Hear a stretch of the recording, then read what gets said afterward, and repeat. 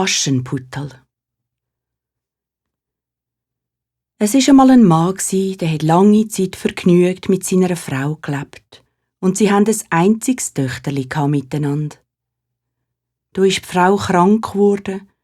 Und wo sie todkrank war, hat sie ihrem Töchterli gerufen und hat gesagt: «Liebes Kind, ich muss dich jetzt verlassen.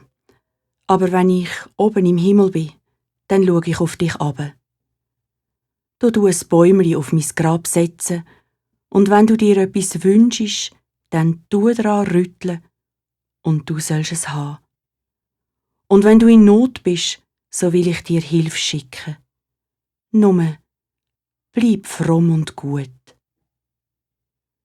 Nachdem sie das gesagt hat sie die Augen zugemacht und ist gestorben. Das Kind aber hat brieket und hat ein Bäumli aufs Grab gesetzt, und es hat kein Wasser antragen. Die Tränen, die es brieket hat, haben gelangt. Dann hat der Schnee ein weisses Tüchli über das Grab der Mutter gedeckt. Und wo es die Sonne wieder weggezogen hat und das Bäumli zum zweiten Mal grün geworden ist, da hat sich der Vater eine andere Frau genommen. Die Stiefmutter hat aber schon 2 Töchter von ihrem ersten Mann. Die sind schön zum Anschauen, aber ihres Herz ist stolz und hoffärtig und bös. Nach dem Hochsieg, wo alle 3 ins Haus gekommen sind, da hat eine schlimme Zeit angefangen für das arme Kind. «Was macht das garstige, unnütze Ding in unserer Stube?» hat die Stiefmutter gesagt. «Fort mit ihr in die Küche!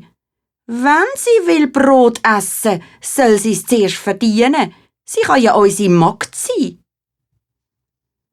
Da haben ihr die Stiefschwestern Kleider weggenommen und haben ihr einen alten, grauen Rock angelegt.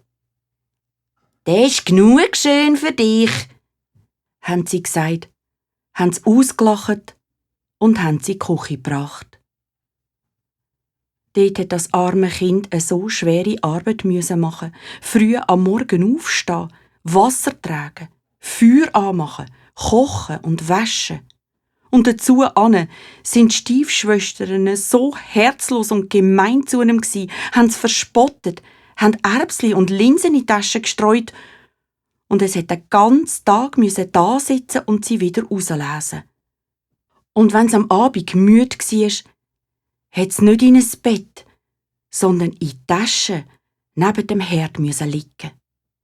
Und weil es immer in den Aschen und im Staub rumgewühlt hat und halt dreckig ausgesehen hat, so haben sie ihm den Namen Aschenputtel gegeben.